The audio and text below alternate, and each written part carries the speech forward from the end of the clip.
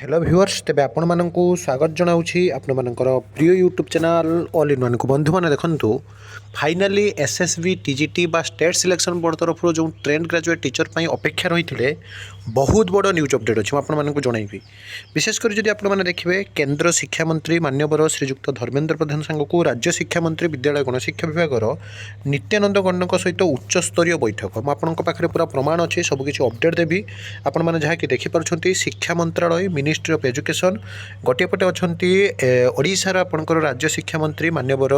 विद्यालय गणशिक्षा मंत्री नित्यानंद गंड अन्यपटे अच्छा केंद्र शिक्षा मंत्री धर्मेंद्र प्रधान एवं ये उच्चस्तरीय बैठक में विभिन्न कथा आलोचना सांगक एसएसबी टीजीटी ता सहित आपने जो देखिए आज आपंकर कैबिनेट बैठक पूर्वर गतकाली आपंकर जो उच्चस्तरीय बैठक में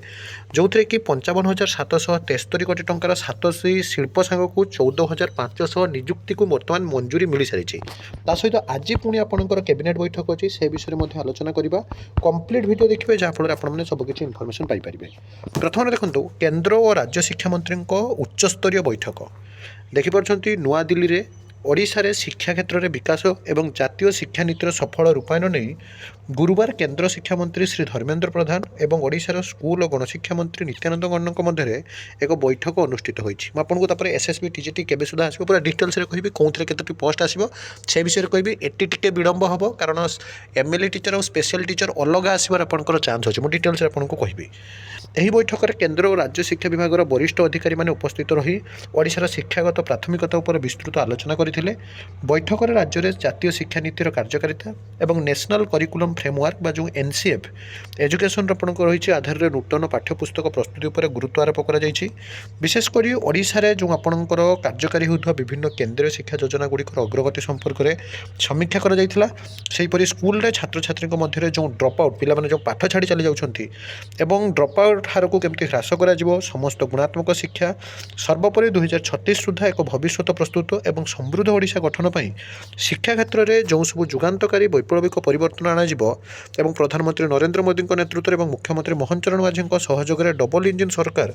ओडिशार शिक्षा व्यवस्था को सुव्यवस्थित करने संपूर्ण प्रतिश्रुतिबद्ध ओडिशार शिक्षागत आवश्यकता पूरण करने केंद्र सरकार समस्त प्रकार सहयोग जगाइदेवे बोली से स्कूल और गणशिक्षा मंत्री को जहाँकि जुक्ति उपस्थापन करथिले। ता भितर आपण जो देखिए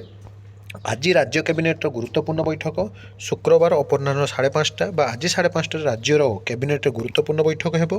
मुख्यमंत्री मोहन चरण माझी अध्यक्षतार लोकसभा भवन तृतीय महल अनुष्ठित होगा कैबिनेट जो थे 8टी गुरुत्वपूर्ण प्रस्ताव अनुमोदन हम विशेषकर जदि आप देखिए मिलता सूचना अनुसार आपंकर अर्थ प्रशासन एवं आपण मानकर अन्य विभाग रही किंतु ता भीतर आपण जो देखिए एसएसबी टीजीटी बड़ इंपोर्टाट कथा आपण देखु मुख्यमंत्री अध्यक्षतार उच्चस्तरीय मंजूर कर्तृपक्ष बैठक अनुष्ठित 55,783 कोटी टंकार 7टी शिल्प प्रस्ताव को मंजूरी जो थे 14,500 नियुक्ति सृष्टि हो आज आपण जो देखिए एवं जो थे आपंकर एसएसबी टीजीटी डेफिनेटली आपंकर आसूची पूरा रेड अलर्ट माने साइलेंसर बाजुची कहले अत्युक्ति हम नहीं एवं जो थे आपण जो देखिए एसएसबी टीजीटी 2026 जो एक्सपेक्टेड वैकेंसी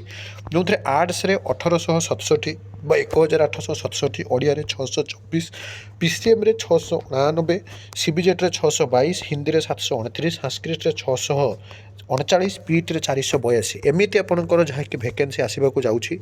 एवं गोटे कथा हूँ आज कैबिनेट बैठक पर आपण मान गोटे किसी खुशी खबर आसपे किंतु एक सत